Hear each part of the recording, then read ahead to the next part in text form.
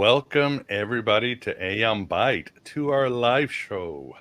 Welcome to the desert of the real. Bienvenidos al desierto del real. My name is Miguel Connor, and yes, I am still your pompatus of gnosis and your host. And very excited to meet you, and very excited for this show on Mercury Day. As always, I hope everybody's doing fine. For those of you celebrated, I hope you survived the holiday weekend and you're ready for the Christmas holidays and all it entails. I think I just read today that last year was the highest rate for suicides in this country. So we are in trouble and we got a lot of work to do, but there is a solution. And as I say, it is a spiritual solution. So go inward and go farther into the desert of the real. Today, I am very excited, as always, to have Jasun Horsley back. This time, he'll be discussing his book, Big Mother, The Technological Body of Evil. Jasun, thank you very much for coming back. Hola, Miguel. Thanks for having me. Pleasure is all ours, as always. And with us, too, we've got Graham Pong being the wingman and producer as Vance is caught up in his Clark Kent world, so he's got things to do. Graham, how are you? And thanks for being here. Oh, it's a pleasure to be here and always happy to pitch in and help out. Always glad to see you. Yes, and Graham will be taking care of the chat. If you have any questions for Jasun or complaints against me, please super chat them so we can separate and get to them. And hopefully there will be no Witiko in the chat and turn it into the Witiko. Other than that, not much house cleaning or housekeeping. If again, please support this show. One-time donation, subs, any way you can to help grow this Red Pill Cafeteria. Truly appreciate those who support on a weekly basis. I do have voiceover, you might say services for those of you seeking some sort of voiceover. I always forget and I should promote more, but if you're looking for something audiobook, commercial, podcast intros, whatever, I'm here and let's talk. Other than that, well, let's get into the show. Well, first, Jasun, I actually wanted to give you a little bit of trivia, and please indulge me. But do you know what was the first time an autistic person was portrayed in a movie? I feel like I should know the answer to that, but go ahead and surprise me. All right, I will surprise you. The movie is Change of Habit, 1969, with Elvis Elvis Presley. Presley, yeah. It's the His la- Bruno Bettelheim holding method is displayed, so I absolutely did know that. I didn't, yeah. Yeah, I could have easily guessed that would be the first, because what was that, in the mid-60s, something like that? 69, before his last movie before he grabbed his Vegas jumpsuits. And it's interesting too. I don't know if you know this, but I am releasing a book on Elvis, a bio for Inner Traditions, and I show that Elvis was steeped in occultism. I also show that him and Philip K. Dick had very parallel lives and in strange ways intersected.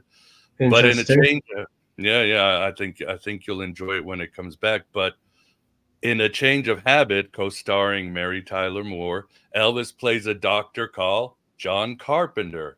And for those of you into conspiracy, John Carpenter's one of his first movies was an Elvis bio with Kurt Russell playing Elvis. Kurt Russell did appear in an Elvis movie as a kid. He kicked him on the shin or something. And this movie was his 31st. He did 31 films, but 2 documentary films. So he got 33 for you conspiracy theory people. So it's interesting to see all these syncs. But in the movie, again, he plays a doctor. Mary Tyler Moore, who's a nun, who's undercover trying to convert people, whatever, brings this girl called Amanda. Mary thinks that she's deaf, but then Dr. John Carpenter finds out because she's autistic, but unfortunately it was 69. The cure he has for her is this thing called rage reduction, which is getting people to get their anger. So he basically almost tortures this girl to get her to reenact her trauma when she's angry. But again, this was 1969, so I thought it'd be an interesting sort of trivia on the Well, whole. it's a personal sync because I'm a lifelong Elvis fan because I caught the bug from my sister, my older sister. So he was like my first cultural hero. And I recently read a book, The Elvis Files, about whether or not Elvis faked his death, which is weird in itself that it took me to my 50s to actually look into that conspiracy theory after several decades looking into conspiracy theories. Why did I stay away from the Elvis one? I can't even explain that. I think because it was kind of disreputable. It felt like a bit, a bit bogus, a bit cheesy, but actually it's very convincing. And there's even a recording of Elvis, allegedly Elvis after he died, which is quite convincing too. So I was thinking about substacking that, and I was thinking, is this going to be too trivial for my readers and listeners? Or but anyway, so it's a sync. No. That's a synchronicity. Yeah, I think you should. I was always a Beatles fan per Mia Wallace and Vincent Vega in Pulp Fiction, but suddenly I had this again mystical experience, and without knowing anything, I wrote this book. Again, he was really into all these alternative sciences. He was a magician, a mystic, and again, I think it's time why you came to Elvis this late is why I'm here. I think somehow I feel he could be somebody who would renew American culture because he is American culture. He is America's shaman, America's witch doctor. And it's That's been sort of... But I did notice because I was looking into Elvis the last few weeks, I did notice that there were quite a few recent videos, including an expose in Australia, 60 Minutes, I think, about Elvis being attracted to 14-year-old girls, but also just a number of things. So it's like there's a renewed interest in Elvis right now, as from what I could see. There is, very much indeed, and that's why your book was sync, because doing my research on Elvis, why he fell, like you said, what happened, you talk about enmeshment or lethal enmeshment. And we both know that both Philip K. Dick and Elvis losing their twins as a child, that destroyed their psyches. Dick rejected his mother, blamed him for the death of Jane, but Elvis became lethally enmeshed with Gladys. So when people are like, well, why was he grooming Priscilla and why was he running around? I was like, his psyche was destroyed by the time he was a young adult. I mean, he had no choice. He was lost. I mean, don't you agree? The enmeshment is very destructive. Yeah, well, it does. You're right. It does segue into the book. So, but I don't use Elvis as a case study. I do use Philip K. Dick, as you know. But you're right. There's some parallels there. So who knows? I mean, of course, we all have some experience of maternal enmeshment or maternal psychic bondage, MPD, MPB rather, which doesn't exist in the manuals, by the way, but I've coined it. We all have some experience of it in the West, but some more than others. And I actually neglected to talk very much about my own in Big Mother, only after it was published and I was reading it. I think, why did I leave myself out there? But anyway, maybe we'll get to it. Maybe we won't.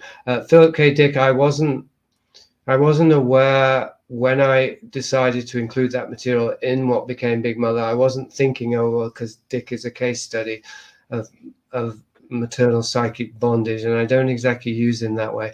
But as you know, if you read all of the book, I don't know, but in the third part, which was all fresh, I did revisit Dick, and then I did find all this evidence, the symptoms rather, of MPB, maternal psychic bondage, and how it overlaps with a number of these philosophies, including things around Gnosticism, actually, which of course Dick was into, the whole Sophia and goddess worship. So anyway, there's a number of angles of approach we can take today. Yeah, definitely. Yeah, I mean, Elvis sleeping in bed with his mother till his teens, all that. Anyway, you'll see that in my book, or we can talk about it another time if you want to have fun with Elvis, just you and I, and see what we can find. I think it's his time. So I'm glad you're an Elvis fan. I didn't know. Well, So I mean, you know me, I'm always trying to cure myself of fandom, but it's true. You write a but book about people when you do. exactly to try and disenmesh.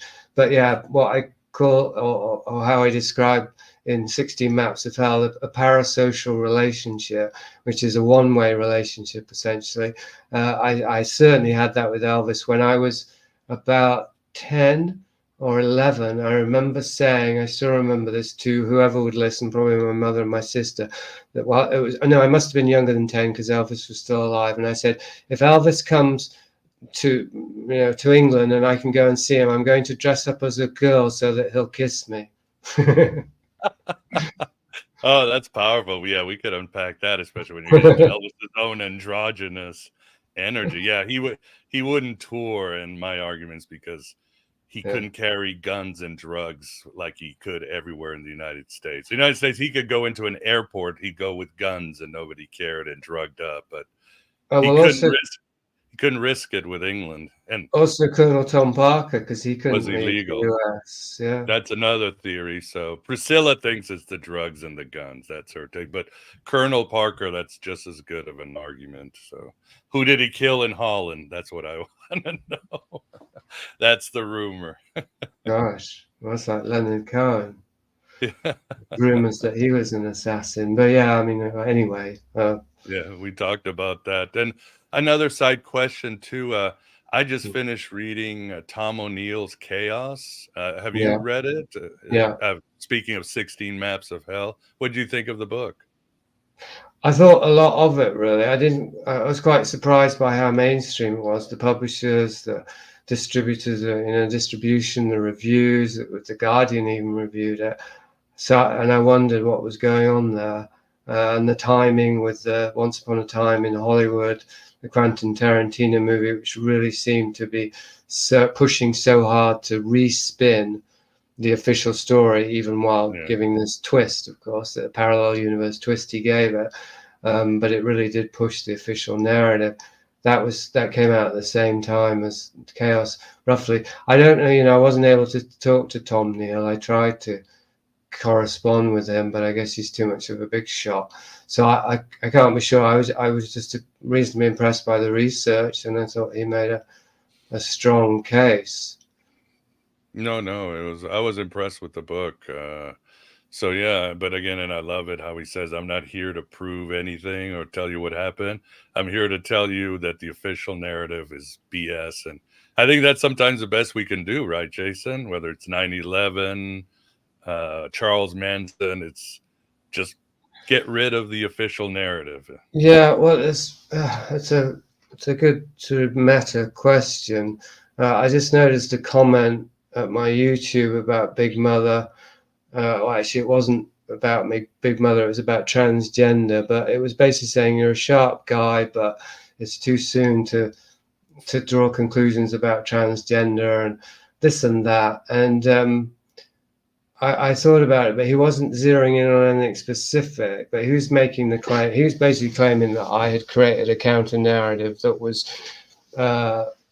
false or premature or something of that kind. And I haven't thought about it a lot because I stand by my work. It's familiar enough with me that it didn't raise any doubts. But it is something I think about a lot. I think about the narratives and the counter narrative. Like, how do you disrupt and dismantle a narrative that's taken hold of the psyche without presenting a counter narrative, as Oliver Stone described his JFK, or a counter myth? Can you? Because it does seem preferable if you can just take it apart. And this is what I try to do with Big Mother and Prisoner of Infinity, Vice of Kings, all my books, really, 16 Maps. I try to just present the evidence and just give nudges here and there about my own transparent speculations separate from the evidence. This could mean this could mean that. But rather than, I do try to create a narrative in the books, but they're usually a first-person narrative about my own journey of investigation. Right? So that reminds the reader that this is subjective, and that the only narrative I can be sure about dictating is my own narrative, which is, this is the evidence I've discovered, and now I'm arranging it. And admittedly, I'm biased, but this sure looks a lot like that to me, right? And what do you think? So that's been my approach. But basically I agree that if that was what you said, that dismantling or showing the holes without even having to poke holes, just showing the holes in the official stories can be and should be and often is enough, because, well, we don't know the full picture. We never have the full picture. We never have the complete story. So with Big Mother, specifically with transgender, for example, I certainly have an argument to make, and I make it. But most of what I'm doing now, at least what I'm trying to do, is presenting the evidence as a good prosecutor would do, and I generally seem to be in the role of prosecutor in my books, witness for the prosecution.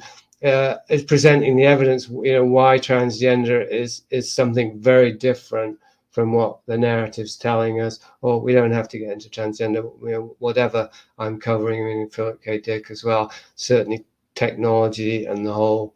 Big Mother is about a lot of things. It's kind of the widest scope, I think, of all my books. But yeah, essentially it's just arranging the evidence in such a way that at the very least it has to cause people who haven't questioned these things to question them.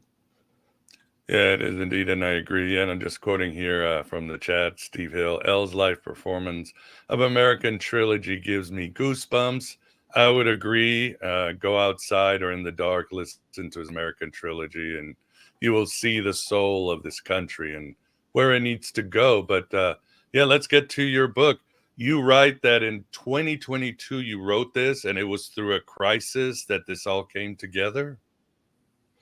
Did I say a crisis? More or less, yeah.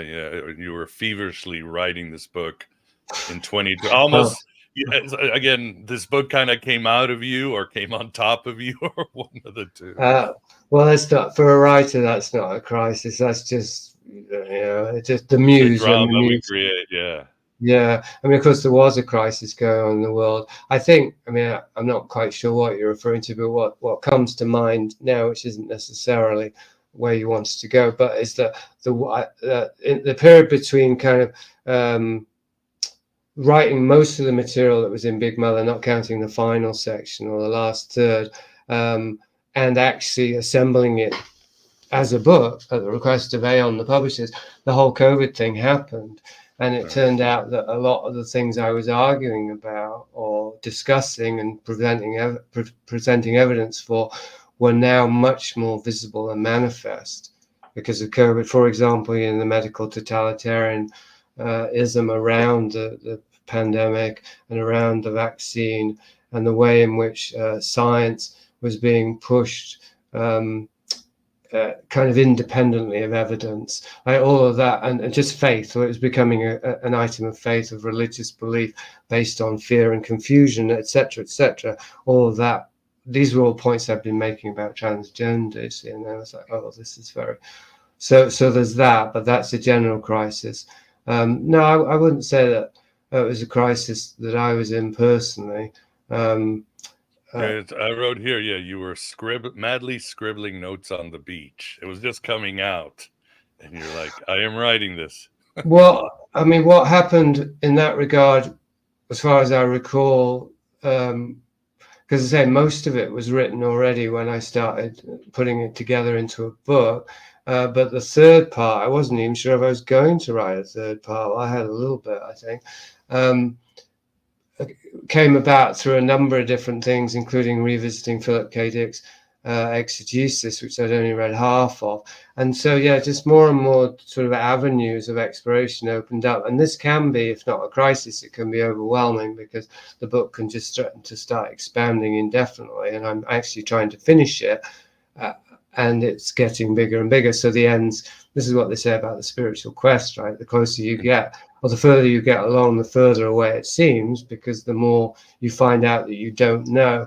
So it was a bit like that. And specifically what happened there that I really couldn't control was when I opened up a window onto the serial killer phenomenon.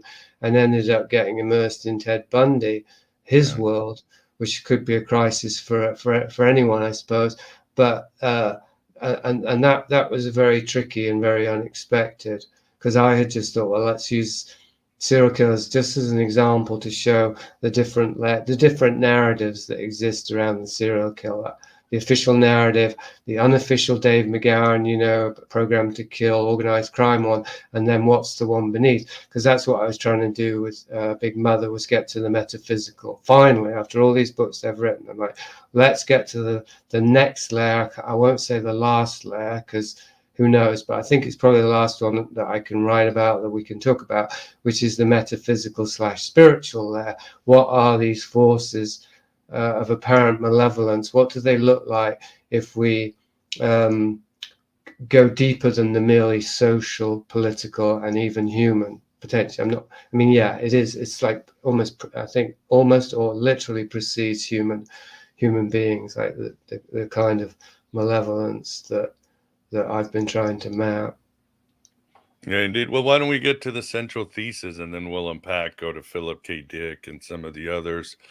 As you write, this is called the Big Mother Thesis, mapping the possession of human bodies by an occult satanic force that uses a combination of male mother issues with runaway technological advancements as the means to assume control over the human soul, roughly.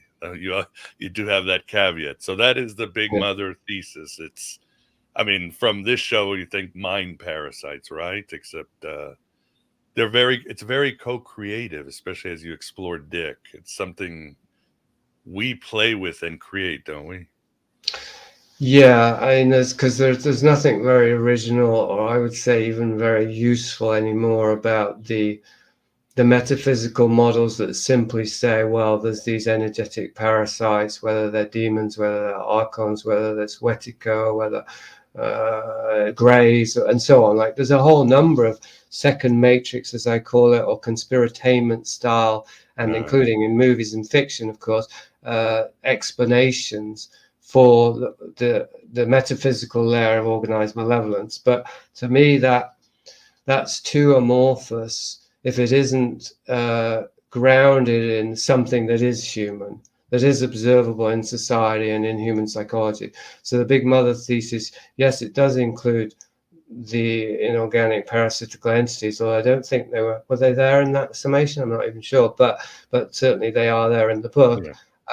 But the main elements really are, or at least the main other elements, I'll say, because the entities are certainly central, are the maternal psychic enmeshment, as in what happens to the male psyche when it is malformed. You said destroyed with Elvis, but I'd say if its psyche had been destroyed, he wouldn't even be able to function. Right, yeah. It was reconfigured in a way that we'd say was a deformation. It was a malformation that was kind of like he couldn't function, and yet, of course, he did function incredibly as this cultural avatar, right? Mm-hmm. So it was both, really. There was a destruction or a crippling, but there was also a super empowerment that happened there, which is more like my trauma genesis thesis from earlier books. But anyway, the male psyche that gets malformed through an unhealthy attachment to the mother and too much identification with the mother and the mother's body, the whole pathology around that, which I'd say is universal in the West. You just need large figures to see it clearly. And the third thing, technology, which we're all familiar with now, which is creating a whole infrastructure and extra structure, or whatever the opposite of infrastructure is. Like it's the it's the foundation of our society, but it's also it's everywhere. Like we ourselves are wielding the technology that is now the foundation of our society and that is controlling and directing us invisibly. We've also become instruments of it. It's almost like we've become the technology of the thing behind the technology, but then we're also using the technology. So anyway, that's the technosphere, and the panopticon and all the other ways we could talk about it. That's the third element. So yeah, mapping the overlaps between those three things. There are more than three, but just keeping it simple for now, is basically the big Mother Thesis. And I suppose the most new or the most radical element is, in a certain sense, the oldest one of all, because it predates Freud, but certainly it was, once upon a time, it was a cliche, as in Mother's Boys and so on. Right. We all know about this maternal enmeshment, and yet somehow we don't much talk about it. Like, it's almost like it's become verboten in a not the usual way, like as in, let's talk about your mother, is such a cliche that you feel like, right? It just feels like it's such low-hanging fruit. Yeah, I got mama issues. Oh, okay, that's it, huh? Yeah, right. But actually, we don't. The thing is to get deeper into it, right? Rather than just think, oh, well, we've already done that. Surely we know all about mother issues now. The thing is, we don't. Yeah, so we basically have something that people have missed. There's Big Brother, but now we got Mama Grande, Big Mother, this Exactly. other destructive force, which we really need to look at, right? We, like you said, there's Big Brother, the Archons, David Icke, all, 90s, early aughts kind of villains, and it's Yeah. always a lot more subtle or intricate and nuanced than that. Yeah, and so even, or maybe especially at just a mundane social level, which although it's the most superficial, it's also, for that same reason, it's the one that we can all share our experience and our observations of, like what's going on culturally and in society. It's very clear, I think, to many of us now, like post-woke, or, in this period where this woke ideology has become so prevalent, that a certain kind of male energy has been targeted and labeled as toxic and as oppressive, patriarchal, blah blah blah, but that's actually, it is based on certain historical interpretations that predate, wokeism. By hundreds of years, even, or certainly decades, that does emphasize the masculine aspects and manifestations of totalitarian control, let's say, or oppressive exploitation of humanity. But there is this female side that, as you're saying, is much subtler and more insidious, that is becoming more evident now, as in the medical totalitarianism that we've seen in the last couple of years. That's a care state. The initiative behind it is caring, protecting energy. Not really. It's up for grabs if it really is, but certainly the result is overprotection to the point of suffocating the life out of, which some mothers do. Yeah, and I guess it is powerful because, outside you've got Big Brother on the billboards and the blaring the horns, or the two hammers from Pink Floyd. But with Big Mother, this is inside the home. This is Hera. This is in the hearth. And authoritarianism only works when you can get inside everybody's home, right? Everybody's head. That's when. And recruit.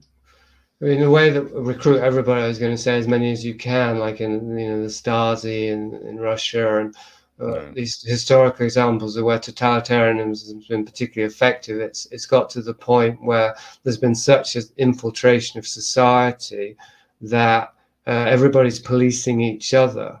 So everybody's internalized the programming, and so we have seen that around COVID, and we have seen that the rationale behind it has been a neurotic kind of caring. Like, what about your grandma? What about the grandmothers? What about the old people? What about, you're killing people by not wearing a mask. It's not obviously. It's very difficult to push against that kind of thing because you're already being placed in a position of being yourself somehow bad or uncaring for not going along with totalitarian measures. So it's inverted. I keep going back to Pink Floyd. Ooh, baby, of course Mother's going to help you build the wall, right? So that's a good portrayal of Big Mother, Roger Waters' eternal issues with his own Yeah. Big Mother. Yeah, well, there's a film that affected me quite a lot when I saw it, and I did look at it recently because of the song "Mother." It's a beautiful song, and it does show, like, this is the psychological basis for, at an individual level, for what I'm describing in Big Mother, and it's why talking about serial killers is consistent with this. If we think of Ed Gein, he's the ultimate mother's boy, Norman Bates, who is based on him. How is it that an overcaring mother, or abusive, I mean, it can be, there are mothers who are just plain abusive, but you'd still find often in those cases that they're rationalizing and justifying the abuse as that they care, it's their duty as a mother. But then there's also mothers who aren't actually abusive, verbally or physically, but they are abusing their child because they're overprotecting, and they have the Munchausen thing. They want to keep the child under their power, so it's always a source of comfort to them, and so they will cripple the child and keep it sick or dependent. That's obviously also abuse, but not so obvious. But so that, how that creates fascism, or is related anyway to the rise of fascism. That's a word that obviously we have to redefine it in this context. But anyway, oppressive totalitarianism. The connecting area there is, I'm thinking of someone like Stanley Kowalski, but we don't, Streetcar Named Desire, we don't actually know much about his mother. But the brutal man, or the sailor with mum tattooed on his arm, that brutal macho kind of guy often is very attached to his mother. He'll, like, the one way you can be sure to get him mad is if you say something about his mother. It's a cliche. So that's a compensatory thing. Like a male child who's under the oppressive care of the mother tries to individuate and get free by overcompensating with exaggerated expressions of masculinity, hence Very violence. true. Yeah, very true. And now I'm thinking of Tony Soprano and Livia, another case study in Big Mother, that suddenly they're all very apparent, Jason. They're just coming at me from every society has been screaming unconsciously about this darkness. And it reminds me, before, when the Bolsheviks came over, of course, they erased all religion and all that, except when World War II started, Stalin brought back the Sophia goddess that he put everywhere, because that could get the men going and go fight, and better than the fatherland was the mother. Oh, that's interesting. I didn't know that about Stalin. I certainly knew about the idea that before war, that images of the female they proliferate in the period leading up to war, and the idea of the motherland that was in Hitlerism as well. I mean, a more modern example is the jihadists who wire themselves up with bombs. Like there's a lot of maternal pressure around that I haven't read much about it, but I've read that there is a correspondence there, that they are egged on by their mothers, they're inspired by their mothers to go on these suicide missions. So when it does stand to reason, I mean, the motherland is a kind of extension of the idea of the motherland is the extension of a literal motherland, which is the mother's body. Right. And even the blood, the letting of blood, like, because birth is a bloody ritual. There's a correlation there, which becomes very obvious in terms of the bloodshed of war, as a way to restore the motherland or preserve the motherland. Yeah, indeed. And of course, as you point out in your book, very, very insightfully, you give theories about, again, going back to serial killers, mother issues. Ted Bundy, people have always said, oh, well, it just happened. No, he had huge issues with his mother, who pretended to be his sister. As you argue very well, he was an all-out Satanist. He was doing dark rituals and deals with dark spiritual powers. But to the central core of your thesis, you talk about serial killers came about during a time after or during World War II, when fathers were either dying, had PTSD, were kind of absent, and mothers, for some mechanistic reason, took over, but were very domineering and abusive, right? So that that is also the core of your thesis. The mother comes in and does more damage than good, and serial killers. Yeah, well, serial killers. I was talking about the time that they were the generation that came into play in the 70s. Yeah, we trace them back roughly. The serial killers matured, right? Being born in this period. Yeah, so I mean, it's an extreme example. That wasn't even why I raised serial killers. As I said, it was. I thought it was a random example, but unfortunately, it did dovetail with the rest of the thesis. And again, looking at extreme examples, it does run the risk that it will seem as though it can't apply more widely because it's extreme. But on the other hand, it's much easier to describe what one is trying to communicate using extreme examples. But I would say that, well, I mean, to juxtapose an extreme example with a directly personal one was my own. Obviously, I didn't become a serial killer or indeed commit any kinds of serious crimes or any acts of very severe violence.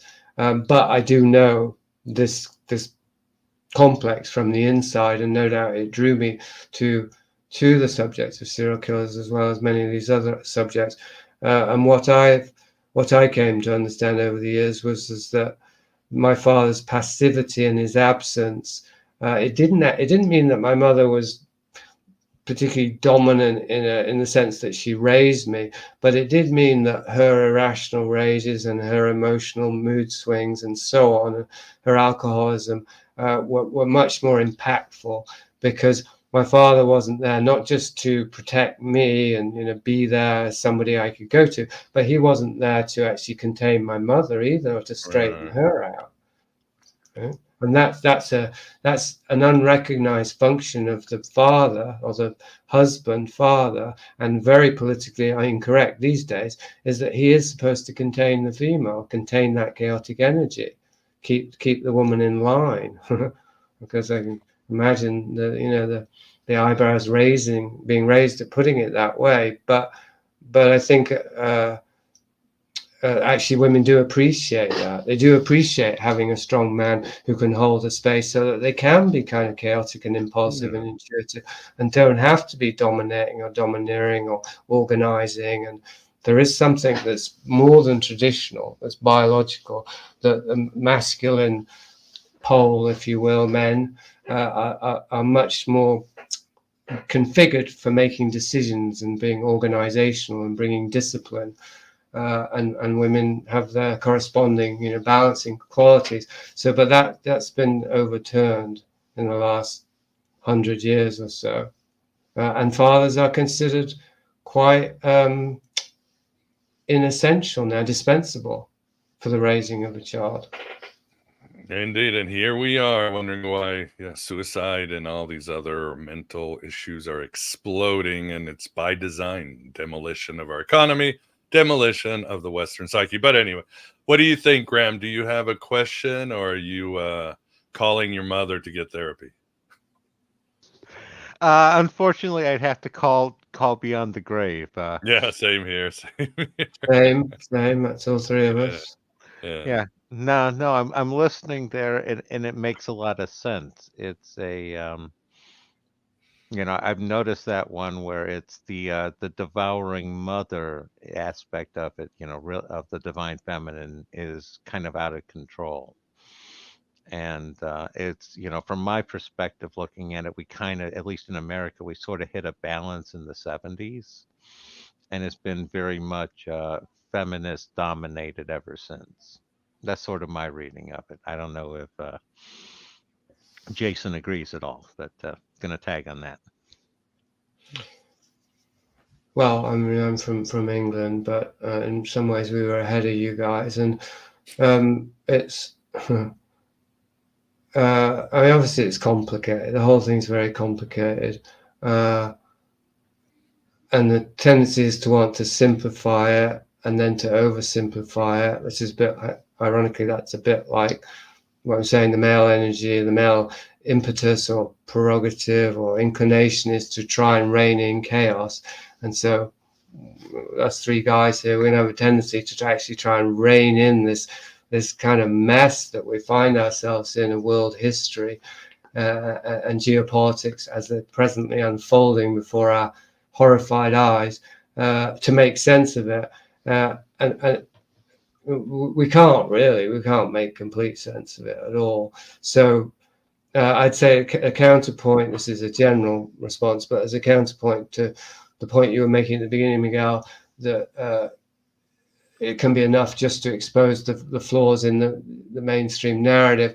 The other thing that it's really worth doing is just drawing attention to the elements. This is kind of synonymous with looking at the holes, because if you see the holes in the narrative, it's not just showing that the narrative is holy, not in the not in the religious sense, but you look through the hole to what can you see behind it, and then we start to see these other elements, and that also can be enough, like just to start looking at new elements, new anomalies in the picture, that changes the shape of everything.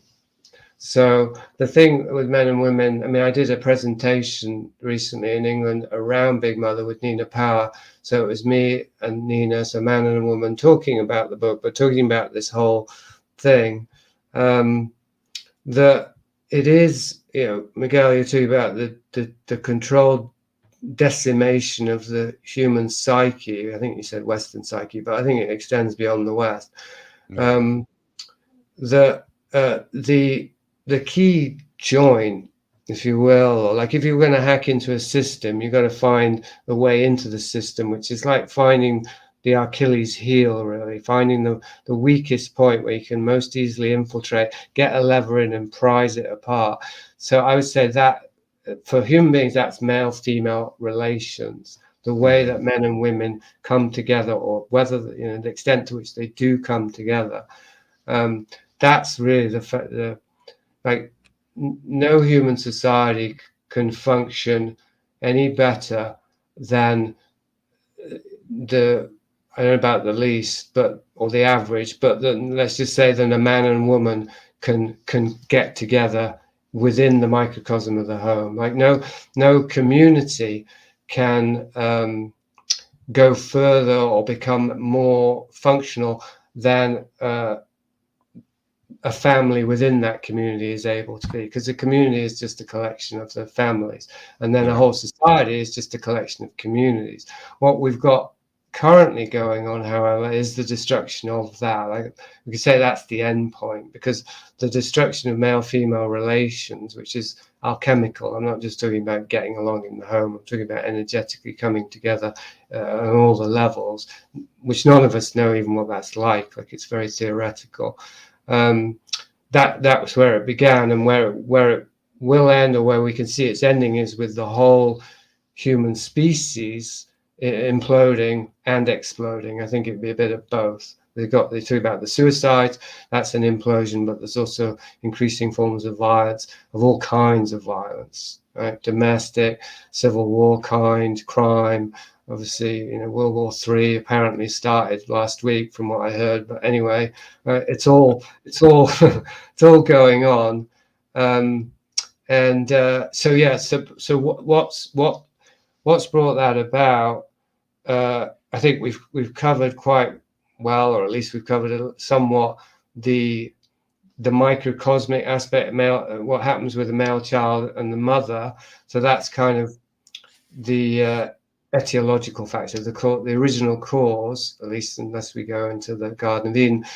And then if we pull out to the other end of this scale, at a global level, it's the technology, because what the technology has done is created a global village, and the global village gives us an idea of a community that is not based on any kind of connection except electronic connections, which of course potentially we're having electronic conversation now, potentially one can really connect through it, but the medium is the message. So 99 times out of 100 people don't really connect through the technology. So something else is being is being assembled or being brought into form like an egregore, which is a body of Antichrist, really. I mean, just to keep it super simple, it's the electronic body of the Antichrist. Well, it's in the title, isn't it? Technological body of evil, right?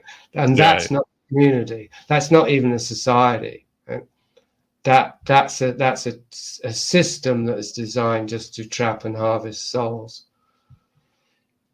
No, I think it makes sense. It's definitely a good theory for sure. And I mean, the West is in trouble with making babies, but I mean, the Chinese, the Japanese, and the Koreans are going to go straight out of extinction very soon.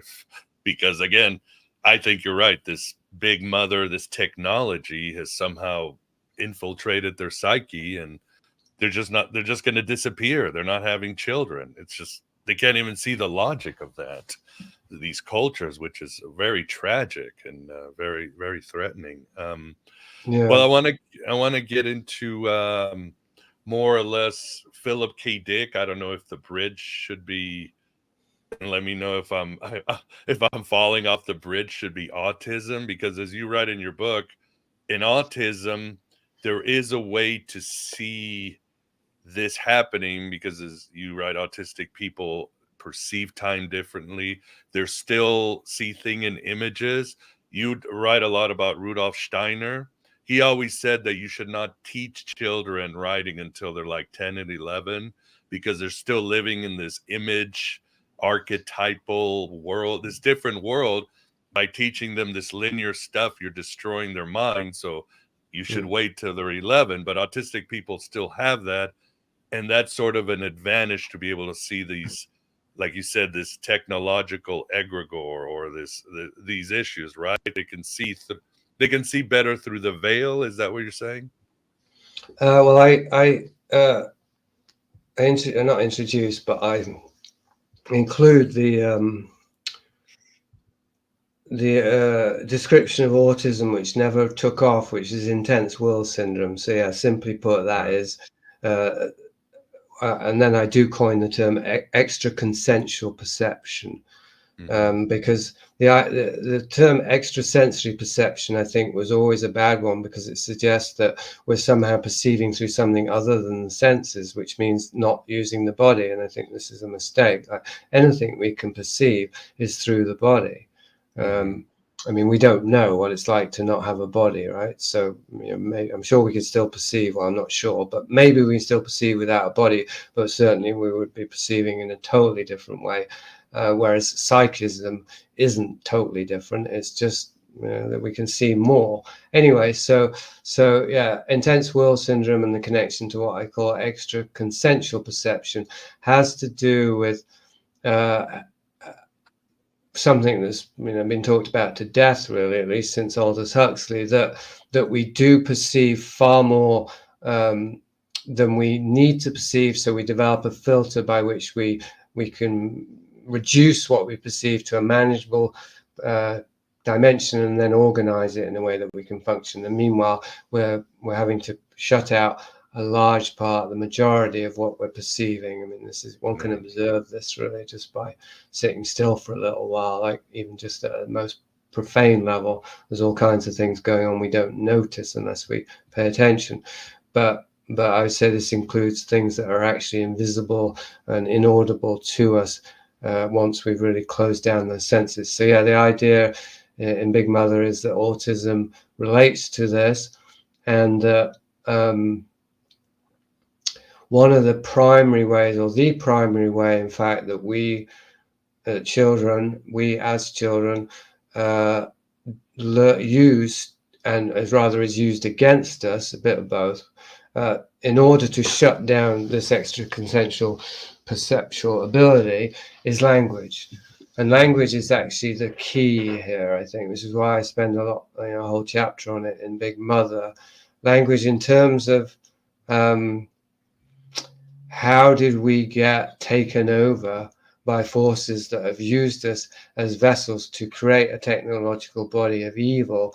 I think the simple answer is language. So this is to your point about Steiner, that and in reference to autism, that an autistic child, even perhaps partly what defines an autistic child is that they don't take on language so easily and so normally. They don't imitate. Yeah, you said like me. I imitate when I was a kid. An autistic person's trying to understand it, right? That's the difference. No, well, I'll put it the way I put it in the book is where I put it now, which is that actually autists do imitate because they have to imitate, whereas a neurotypical person, they internalize it and they just kind of do it without thinking. So they internalize language, and it's not to say necessarily they develop an internal dialogue before they speak, but they probably happen simultaneously. Whereas an autistic person, to keep it simple, they wouldn't be internalizing the language for whatever reason, it's biological, neurological, or spiritual, metaphysical. But they are able to learn by listening the language and just trial and error, or however they do it. They basically imitate. I mean, you can see this to some extent, I think, with all children, like babies. How a baby starts to learn to speak is it makes sounds. It doesn't learn one word and then after a few more days it learns another and gradually puts the words together. It's like tuning in a radio. It goes from nonsense babbling to the words start to become somewhat decipherable to okay, there's definitely a word, and then there's a sentence, right? So they're tuning into language, and then they're becoming receptor transmitters of the language. And I'm going to say the language virus, to use Burroughs's term. And it's in Castaneda too. These are not sources I recommend, but nonetheless they're relevant at this particular moment. It's also in Philip K. Dick that whatever it is that is infiltrating us, you said the mind parasite from Colin Wilson, it needs language to do it. It's using language as a carrier, just as this mRNA thing. There's a code. There's whatever the hell it is. Some agent that's supposed to recode the mRNA that's in the serum itself. So in a similar way, language has been designed using human beings to do so. I mean, it's a bit of a chicken or an egg thing, but in order to be a carrier or a delivery device for the mind of Wetiko or Ahriman, to keep it Steiner-esque. So yeah, that's where it begins. And of course, we're hobbled because we're talking about this using the very language that has compromised our faculties, right? To try and identify results. Yeah, you wrote an entire book. Yeah, I know, and I couldn't help it. The devil made me do it. Yeah. It's interesting. I don't know if the church let out. There's a lot of people in the chat trying to save our souls, Jason. Should we tell them that Jesus had mommy issues by the way he treated his mother at the wedding of Cana? I can't see the chat. Am I supposed to be able to see it? You'd have to whip up the YouTube. Yeah, make sure you. Oh wait, I can. It's in comments. Oh yeah, you can. Yeah, comments. Sorry, but the other thing too, people are bringing up, and I think this needs to be addressed, especially when you have fools like Sam Vankin and others saying, "Oh, well, autistic people don't have empathy." That's of course a complete canard, right? Yeah, I'm not even sure why that's in the chat because we didn't get into it. But yeah, it's the opposite. To keep it simple, they don't. I mean, first of all, if autism involves being overwhelmed by information, that would certainly include emotions, other people's emotions and their own. So that's number one. If you get overwhelmed, you can go numb.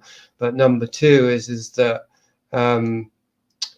most neurotypicals, including children, they themselves learn to suppress their emotions and then this is back to words in a way. They communicate a codified, debased, transcription of an emotion. Oh, I feel sad now. Or even, they might be doing some emoting, but that's not the same as real affect. Like real emotion is affect, it's in the body. And so autists, they might actually try and imitate that. They might try and imitate emotions, but obviously that's not a real emotion. But the point, I got a bit lost there, but the point I'm trying to make is that an emotion, and including empathy, it's not to do with just communicating your feelings, right? But that's the neurotypical way. Empathy can actually show, well, it should show in forms of behavior and action. Really, it's to do with sensitivity, real sensitivity. And this is an example of where words have kind of tangled us up, because people these days, they say they're sensitive, and what they often mean and what it often manifests as is they're reactive and they're defensive, and they want safe spaces, and they want you to use your pronouns, right? Or otherwise they'll kick the shit out of you, right? It's a Trojan horse for all kinds of narcissistic control. Whereas sensitivity really means just sensitivity. You feel stuff, and you feel other people's suffering, including your own, but you don't necessarily hand them a tissue if they're crying, because that's just a socialized ritual to make it look like you care. No, that certainly makes sense. And I love that part in your book. You always have great gems. You're talking about Blade Runner and the replicants. And the thing and sort of the dialect I've gone between do androids dream of electric sheep and Blade Runner? Who's a replicant? Can a replicant have true awareness and all that? It's a wonderful argument. And you were talking about the Voight-Kampff test to test replicants to see if they have empathy, because Dick was very big into empathy. And you're like, what's the deal? They didn't have DNA tests in the 21st century. I don't know, that made me laugh. You found like a little, I never thought of that. You found a little sort of crack in the whole plot. Like, well, Blade Runner is full of cracks like that. Speaking of narratives that don't hold up.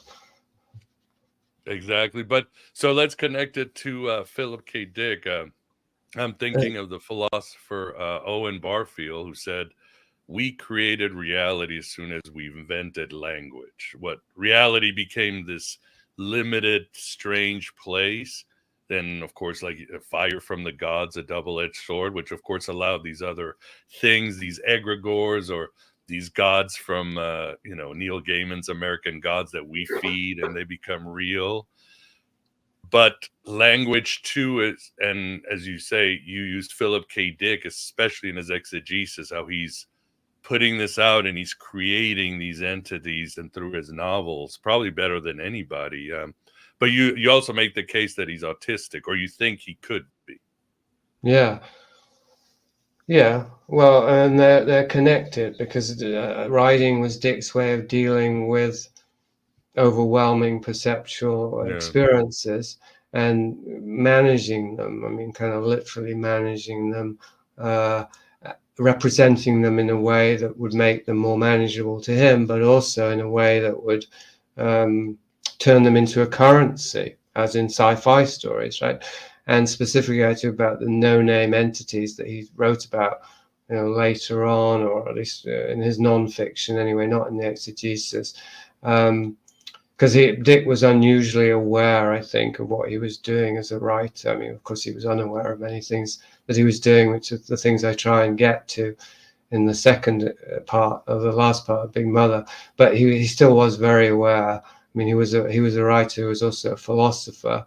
And so, one of the things I'm looking at there, similar to Whitley Strieber in Prisoner of Infinity, what I looked at there is to what extent did Philip K. Dick, by trying to manage, give shape, give comprehensive meaning to his experience of no-name entities, which it wouldn't just be beings, it would also be all kinds of forces and flavors and colors and whatever else.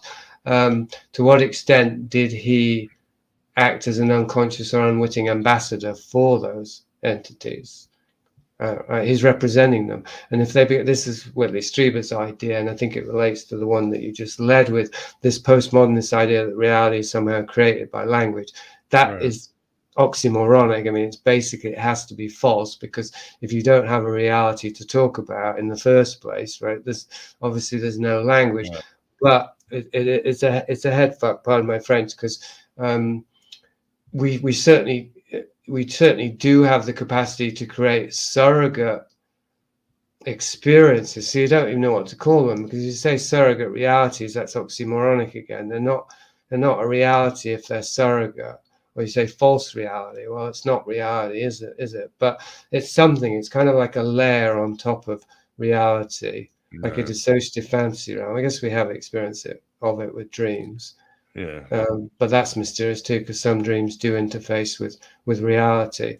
So yeah, we're pretty much lost and ontologically lost in this era. But maybe I can finish the point I was trying to make about that Willie Strieber's idea that his fear that his mind might be the corridor through which the visitors, quote unquote, would enter our world. Well, to some extent, that's proved true, because Whitley Strieber was able to convince a lot of people, including me for a period, that his experiences were physically or literally real, and that they literally represented non-human beings from, well, anyway, it's complicated because, but he really pinned it down in a way that was too literal, even though he kept saying he didn't want to do that. He did it.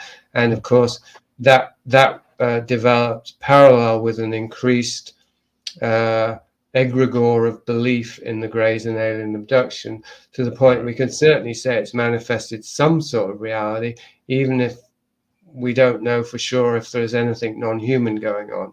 But when you get enough people believing in things enough, then things happen, right? They create technology, they create media, and so on.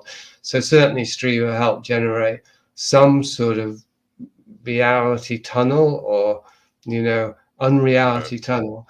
And so with Dick, it's not so obvious that he did that, because there wasn't such a clear thing that he was selling, except for Valis, which was pretty big. And then if you go to exegesis, well, he was selling Sophia and Gnosticism, which is maybe why you've got so many Christians in there, but they wouldn't be there, because, I mean, I'm surprised they're not always there, because if you're still saying you're Gnostic, well, then you're going to go to hell, Miguel, and that's why you would attract Christians. I don't know. I mean, I can't explain. No, we never get many. I get emails, but never in the chat room. So okay, well, maybe they are there for me, in which case, welcome. I don't turn away Christians from my door, and my current Substack is Children of Job. I am focusing on the Bible and scriptures right now. And somebody in the comment, by the way, they zeroed in on a key point in Big Mother, which is that Philip K. Dick briefly believed that Christ was a woman, or would be the next time around. Yeah, I was going to bring that up. Yeah. Your reaction was also great. You were not happy with that. No, well, it's an inversion again. It's an inversion. It's New Age thinking. Just like, because this is embedded. It's not embedded, but it's there in transgender ideology as well, that the spiritualization of it. Well, we're all man and woman, we're both male and female at a spiritual level, and we're going to non-dualistic beings, so why not cut your dick and balls off, right? It's entirely contradictory, because if you're already man and woman, why would you try and mutilate your body? But nonetheless, these ideas they're very pernicious, and they're very persistent, and they have to do with, this is a very important point, I think, if I'm going to make it well enough to use that word important, which I don't like to use, but they have to do with levels. So like, if you could say there's no difference between male and female, maybe a soul level, I don't know, because I don't feel that I'm experienced enough there, but it's ridiculous to say any kind of non-dualistic philosophy is ridiculous and absurd and dangerously impractical, as long as we're in the world, because you don't say there's no difference between an electric toothbrush and a chainsaw, because you're going to get seriously hurt if you act on that idea, right? So why would you say? You're right. That was Charles Manson's thinking, right? There is only one, so killing somebody is like cutting off a piece of skin, because there is no death, man. Yeah, right. So it doesn't look good in practice. I can't say that they're wrong about the theory. I can just say, well, let's see what it looks like in practice. Oh my God. Okay. So why just drop the theory for now, right? Just leave it leave it alone. Yeah. Down here on the world, it's certainly things are as they are. I mean, there's a couple of quotes. I love this one. Reality, like God, has many counterfeits, but no substitutes. No one saves their soul while trying to rescue a place in hell, this world. So it's a nice quote, kind of Gnostic. And then, of course, this one goes into the larger picture of the transhumanist agenda. Making the world a better, quote, more comfortable and luxurious place is the nihilist answer to the death of God. I think you nailed the whole totalitarian transhumanist agenda with all this and where we are today. Like you said, safe in our social media and electronic spaces where we can be our own little gods. Yeah, well, this is another point that I thought of earlier that I didn't mention in terms of the big mother state and how we succumb and submit to it, thinking it's benign. You know, how many of us and to what degree are embedded in the comforts of the technosphere in terms of what we're doing right now, but watching movies and TV shows, basically this whole dissociative realm that we are privileged, I don't want to use that word, but we have the luxury of using as a refuge. That's the sugar around the pill, really. Right. I mean, how many of us, and I include myself in this, even though I'm currently living in rural Galicia and just bought a vineyard, and so I am making these baby steps towards living off the grid. I'm a bit disappointed, really, that the whole thing didn't collapse on time with COVID or contract, because now I'm not forced to, and I'm like, okay, I've got another break now. So I can go back to watching movies. I'm even getting a movie made next year if it happens. So, but anyway, foot in both worlds or what have you. The point remains that we're probably, many of us here, aware, and all these Christians should be aware, that the things of man and the things of the world are no substitute for the things of God. And if we favor the things of men and the things of this world over the things of God, it's not just that we're aligning with well, I mean, it is that we're aligning with the wrong thing, but it's actually really the wrong thing. It's Satan, right? This is Satan's snare. Of course he doesn't, like it was Jesus in the desert. He's not saying, follow me or I'll cut your nuts off. He's not being diabolical. He's being very seductive and appealing, saying, look how nice it would be to have some bread now. Aren't you feeling hungry? Right?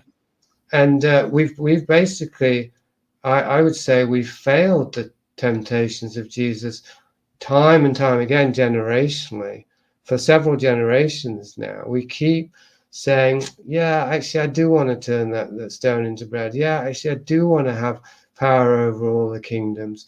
Yeah, I do want to tempt fate because I can. And this is the lure of technology. I mean, there's a good point to end on. It's super simple, but it's also super on topic.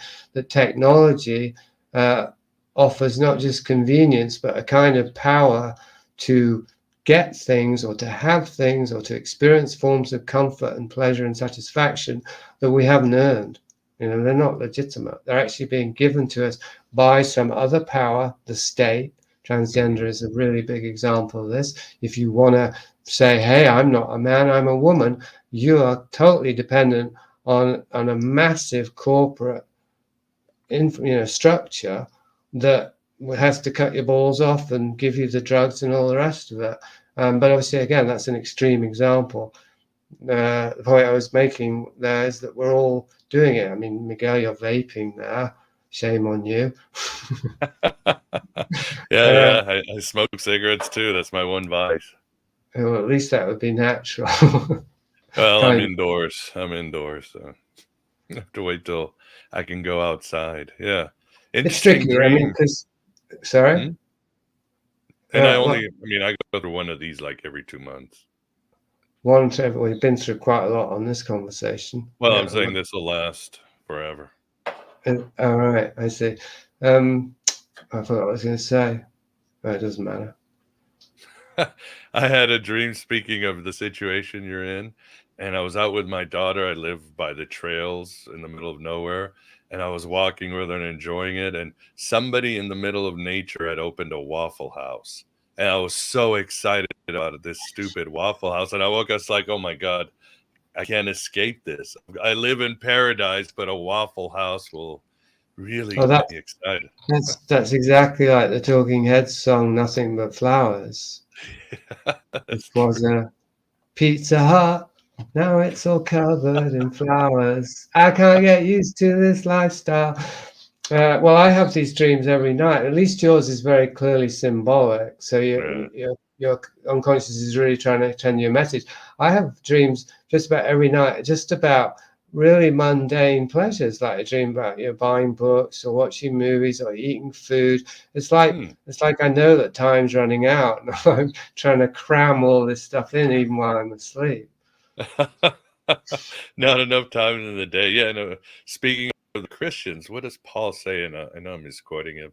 If I speak the language of men and angels, I am but an empty symbol. Speaking of, I think he's talking about technology and language and all that. I think Interesting. Yeah, it's interesting because I was just listening to something yesterday, which basically I wouldn't.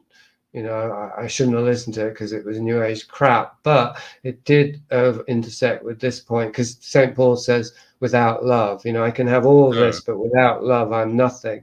And this was the point this person was making. It was about the Greys. Don't ask me why I was listening to something about the Greys, but I just happened to be.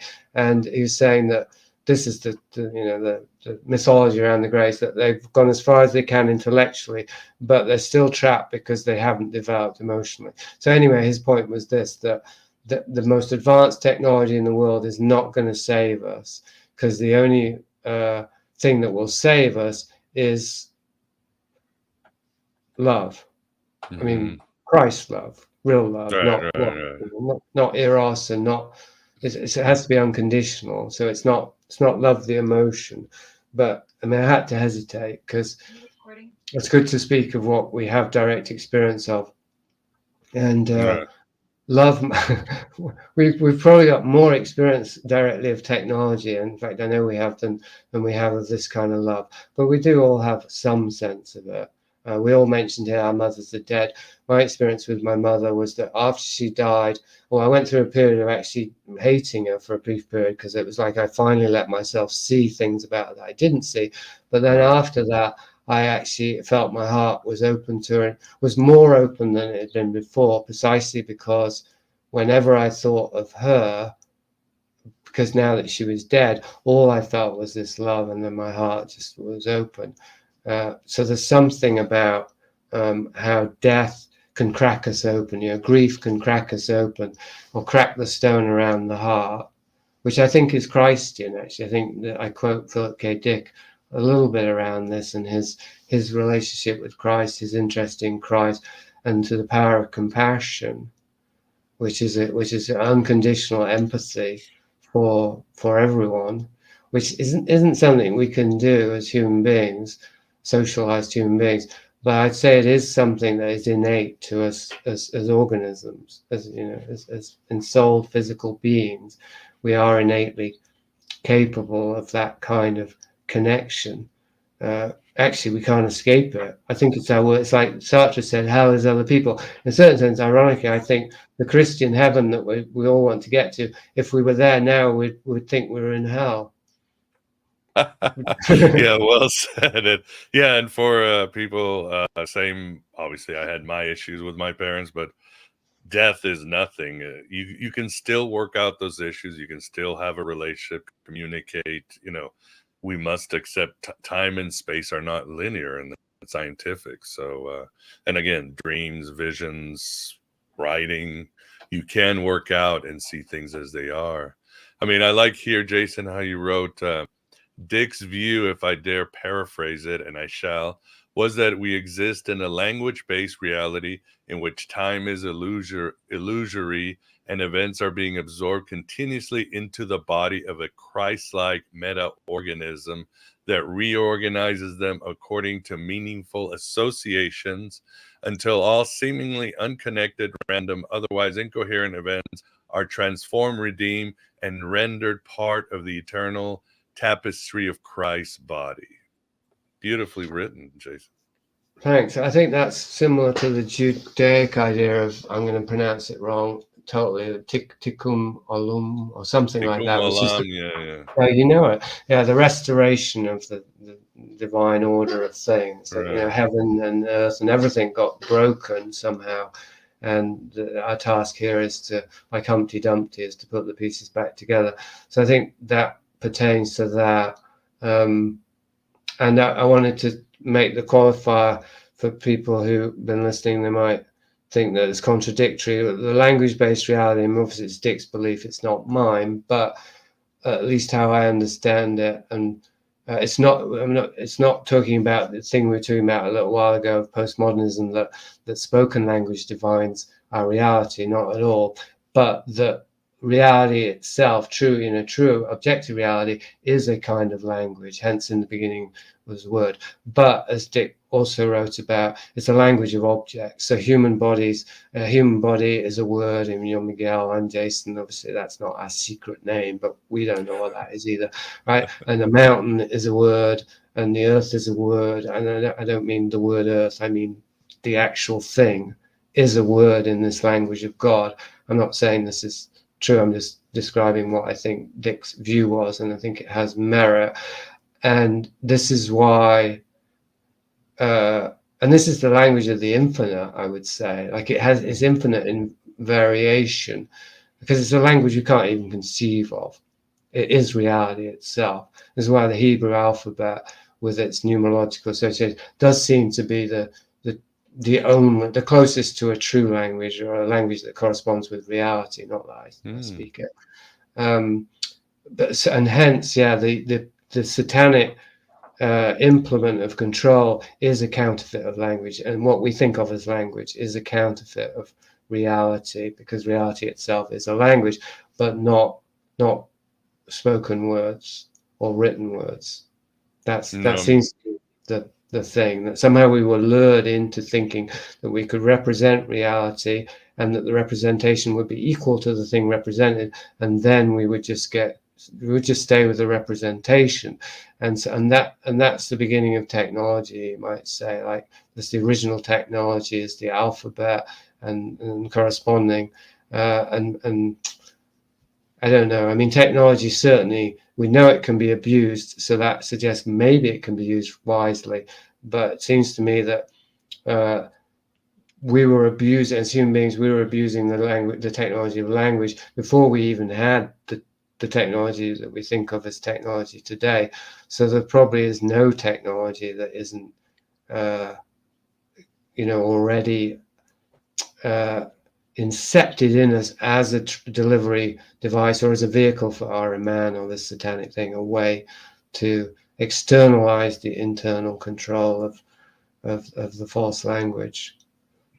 Makes sense. And yeah, and as you write, I like how your favorite Dick novel is Flow My Tears. It's my favorite novel. I don't know why. I just love it. I can't even tell you why it is. It's just another wonderful Dickian novel. But you write, reading Dick made you explore autism. I think you say, Martian Time Slip is the first sci-fi novel that depicts a autistic person? Yes, I mean, I remember Minority Report was a short story. That was precogs anyway. They weren't named autistic. So yeah, Dick was the first sci-fi writer, maybe the first fiction writer. I don't know. It seems unlikely, but certainly the first sci-fi writer. It hasn't even taken off, really. I mean, there's been a little bit of using autism as a kind of superpower, which obviously is a dumbing down of Dick's version anyway. But yeah, I mean, the point I made, I actually got into autism through my wife, because she puts herself on the spectrum and then she put me on it. And I said, well, okay, if the shoe fits. But the point I was making in Big Mother was that I read Martian Time Slip many years before I really looked into autism. so I didn't know anything about it when I read Martian Time. So that means actually that was my introduction to autism, even though I didn't pursue it. Nonetheless, that was the first seed. So that was the association, the first association probably that I had with autism was Philip K. Dick's version of it. No, makes sense. And for the audience, Jason is not keen on the exegesis. And even, who do you quote? Steve Erickson, who does some footnotes in the book. And he says, one takes the exegesis seriously because one takes Dick seriously, not the other way around. So, and of course, you don't just always come with just an opinion. You write somewhere where Dick said, he basically said this was all crap at the end, doesn't he? Or he wrote somewhere else, this is all just Well, yeah, you're definitely simplifying there, but Dick, in a way, but this is sort of proves its own point. But I was going to say, in a way, there's no point in quoting Dick's view of the exegesis because he just changed every day of the week. He had a different view, and he pretty much every covered paragraph. every possible, right? But that's kind of the point as well. Like whatever he writes in there, another page or a chapter or 100 pages later, he'll say the opposite. Right? So he's just trying out as many theories as he can. So what he's exhibiting there is a borderline, perhaps not borderline, but full-blown pathological addiction to words and to language and to writing. And he's trying to write himself out of a unhealthy reliance on and dependency on words, because he financially he made his living through writing, and it would be hard to make a case. Well, I do make a case. It is hard to make a case, but it's worth making the case that there's anything wrong with that, because many of us would love to make a living writing books. I know I would, yeah. But actually, it's kind of reassuring to see that somebody who does is potentially more trapped by it, because it becomes more central to their identity. They've got more of a justification for using language to try and shape reality. They've got more proof that it works. He did reshape his reality using language because he made money and status, whatever you call it. He got credit for by writing books. And of course, now we're all doing it. To bring it back to the larger thesis, we're all sitting at our keyboards typing away, including accept Jesus Christ the Lord your Savior. And that's got to be, the irony of that, this goes beyond irony, you could say the tragic irony of that must not be lost, that these are the tools, not just the internet and all the devices, but language itself, the English language or whatever language actually, are the tools of Lucifer, Ahriman, Satan, devil by any other name. These are not, they're not very effective in and of themselves. They're not dispensable is the thing. Because that would be easy. I mean, that would be simple. I did have a dream once where I was conscious that I had absolutely no thoughts. My mind was completely silent, and I would say a word just to see what would happen. And it was like a little bomb going off, and there'd be a word, boom, and and then back to silence. So, and I had that on DMT, but that doesn't count so much on DMT. But in the dream, I wasn't on drugs in the dream. So it is. I think. Well, I know it is possible to be in a state of silence, but that doesn't mean we wouldn't talk. So I'm not arguing that language is dispensable, just that whatever we use it for, besides past the soul and purely functional, if we're using it to try and communicate spiritual or profound truths, to be aware that it's a bit like Jesus saying, render unto Caesar what Caesar's and unto God what is to God. We're tithing to Satan every time we use a word. Yes, the language of angels, empty, clanging cymbals, as Paul said, the language of men. So I think we're full circle. Well, as we get to the end, Graham, do you have any questions from you or the audience? I see Chester, thank you very much for your support. Very cool. But any questions, Graham? I did not see any super chats there. I did have an observation myself on the autism side. and that is autistic people, they try to recognize the patterns in human behavior because they're trying to make sense of it consciously, whereas the more neurotypical people, they basically process it unconsciously. It's just a natural instinct for them. And the autistic, I think, is much more, they have to work at it and try to make sense of it, consciously. And I think that's one of the differences. And I don't know what Jason thinks of that, but other than that, I was just going to tag, and it's been a great show. Yeah, I mean, I was half hearing it, and I think I agreed fully with what I half heard. The reason I was only half hearing it was because I was trying to catch up, in quotes, on the chat messages. There's so many of them. But it seems as though there aren't many questions, which I think is what you said also. You didn't see any questions among those? Towards the beginning, I saw some, but then we got turned into a church, and then it sort of everybody started focusing on other people.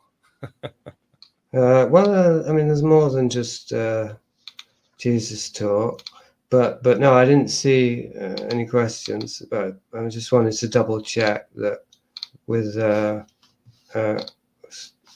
was it Graham? I can't see your name now; it's disappeared. Yeah, Graham. Yeah, it's Graham. Yeah, definitely no questions that we're missing. Yeah, no questions that I saw. All right. I mean, there's some question marks, but they're not actually questions directed to us, I don't think. What about you also bring in Rudolf Steiner? Any last words on how Steiner plays into your thesis, besides Ahriman being, again, the technological cancer or constraint or Borg or virus? I think the main thing with Steiner is that he's a rare case of somebody in history who was able to talk about these things, and he didn't write much. The books are mostly transcriptions of talks he gave, without how do I want to put it? But without making things worse, keeping it simple. Like, we know David Icke, low-hanging fruit, but there's countless Christians who, not these days, but there have been, who talk about demons and hell and possession and this, that, and the other, and it's generally not very helpful.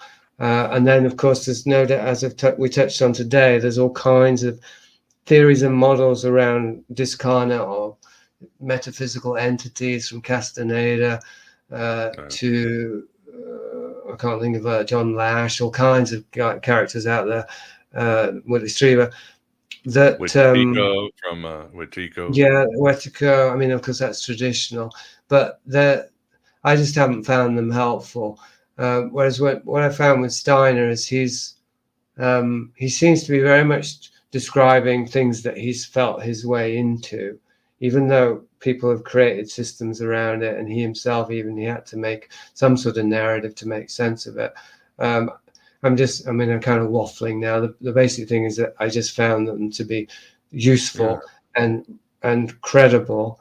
And he specifically talks about the Ahrimanic double, which is what I introduced the book with, a long quote about how we're all actually born with this entity installed in our bodies, so that our soul, even the extent that our soul can get in the body with all the trauma, there's also this doppelganger, if you will, that's been there. The Kunda buffer from the Kunda buffer. Yeah, that's a term I just heard recently. That's good, Jeff, wasn't that? Right. So nothing new under the sun, obviously. I mean, there's got to be some merit or some validity to these many different interpretations. So yeah, I just found Steiner's to be the most credible, the most wholesome, the most coherent, and therefore the most useful one that I felt most comfortable using. To me, it's always this question of who's it coming from. What I want to judge the medium while I'm evaluating the message, and for me, I felt that Steiner seems like one of the most trustworthy sources of metaphysical information in the last couple of 100 years, which isn't saying much, admittedly, because if you want occult knowledge, you've got a whole bunch of charlatans out there. But anyway, yeah, it's a mostly concealed part of the Big Mother thesis. I don't talk a great deal about discarnate entities because I don't know enough from my experience. I do have experiences, but they would be anecdotal. I haven't created a taxonomy, whereas Steiner has. So at certain points, I not rely on, but I refer to Steiner, including his view of a vaccine. There were the secret brotherhoods of darkness, or whatever he called them, were attempting to develop in order to shut down human beings' spiritual senses, which is rather consistent with the narrative I unfold about the transgender being a crypto eugenics drive against autism, the attempt to sterilize and kill autistic children. That's consistent with Steiner's view that they would be developing technology to try and shut down our spiritual senses. Certainly, however much intent and design, it's been successful and it's been effective. So yeah, anyway, that's basically I bring him in, to testify as in a court of law, my case for the prosecution against the global satanic superstate. Steiner, I guess you could say, is a key witness. Yeah, one last super chat that came from Steve Hill. Thank you. He's asking where is the best place to get Jason's books and what is in store for 2024. I have the website, Jason's homepage. I will have it on the show notes. But should people buy your book through your homepage or just the usual suspects, Jason? Well, preferably not the usual bezos. Directly from the publisher? But yeah, obviously it does cost more, so I understand people do what they have to do. Unfortunately, I would sell copies, but the postage in Spain is so expensive. So unless you're in Europe, even if you're in England, probably too expensive, or unless you're wealthy enough to want to pay an extra $15 or something, or euro for a signed copy, then don't bother. But if you do want that kind of copy, just email me, Jason with a U at protonmail.com. Otherwise, yeah, just get it where you can. I'm selling the audiobooks. So if you want an audiobook, that's actually cheaper than the book. And maybe not. Yeah, it's about the same. Cheaper because there's no postage. And it's read by me. And there's even material that hasn't made it into some of the books. So I've got audiobooks for Prisoner Infinity, Vice of Kings, Kubrickon, Homo Sapiens, which is a book that I banned myself. But anyway, I still got the audiobook. And Big Mother. I think that's it, unless I forgot one. Otherwise, yeah, what I'm currently doing, which has got nothing to do with 2024, and I'm not sure what I'll be doing in 2024, never mind what the world will be doing, is Children of Job. That's where it's called Dark Encounters with Enlightenment, Children of Job. And then the tagline is something like exegeting the Bible and excreting the BS. So I'm just looking at scripture to try and find what's really of value and that's meaningful to me in my current experience, and by extension to others. Just sorting the seeds of that. So that's my current endeavor. Which I'm encouraging people to subscribe there, and there's a paywall, and I'm doing a weekly Job cast, which is talking to people sometimes about the book of Job and the Bible, but other times just about whatever's on their mind. It's actually quite hard to find Christians to talk to, because for some reason, maybe you have a theory, Miguel, they don't seem to want to talk to me. Really?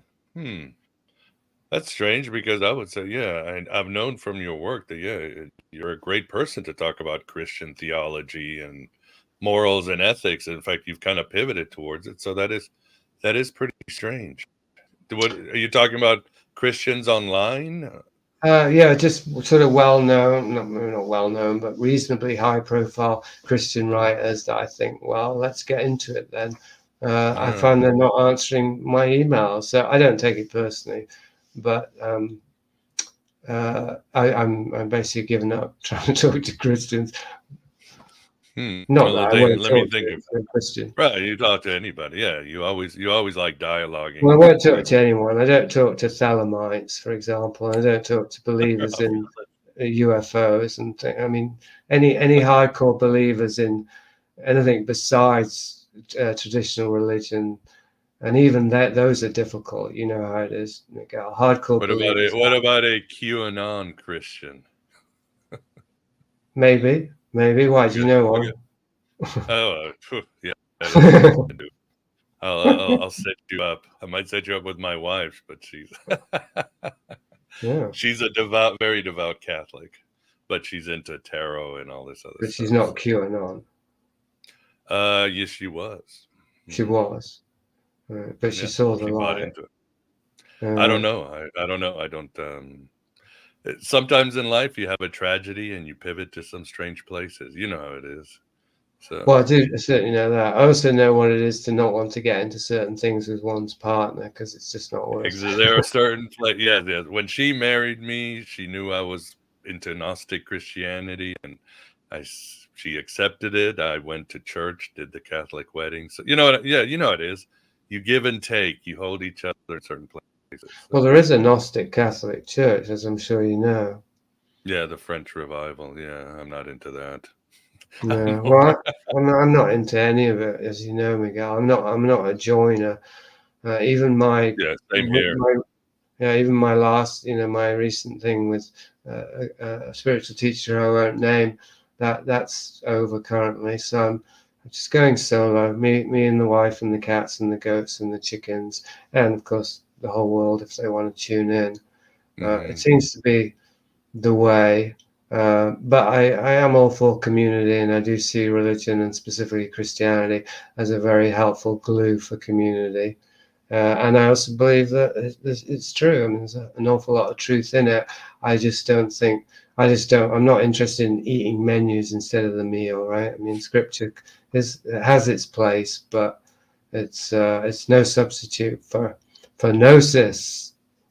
Exactly. What made Elvis? He loved the Bible, but he loved holy rolling in the aisles with the Holy Spirit, taking him into altered states of reality. So the experience of the Holy Spirit is much better than somebody writing a language of the Holy Spirit. So we're back where we started. We are. So awesome. So awesome. Well, we're at the end. Grant, thanks for keeping us company and taking care of the Chitico, the very Christian Chitico today. Okay. Oh, my pleasure, Miguel. It was great being here and great to meet Jason. Yeah, likewise. And I jest, but everybody's cool in the chat. Good comments, good support. You guys are awesome. I think we peaked at like 250 people watching. Good time. But don't worry, this will be out on YouTube, Rockfin, and I'll have the audio version on all podcast platforms tomorrow, so everybody can read or experience this in whatever medium you desire. Marshall McLuhan, whatever medium you prefer is today.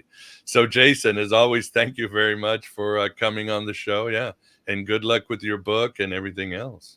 Yeah, thank you, Miguel. All right, everybody, thank you. Thank you again, Jason, and everybody. Please have a rest of a good hump day, your Mercury day, and we will talk soon. We'll have a live show probably next week around Saturday, a special one, but more shows coming up since or in between. So either way, take care, everybody. Thank you. Hasta la vista.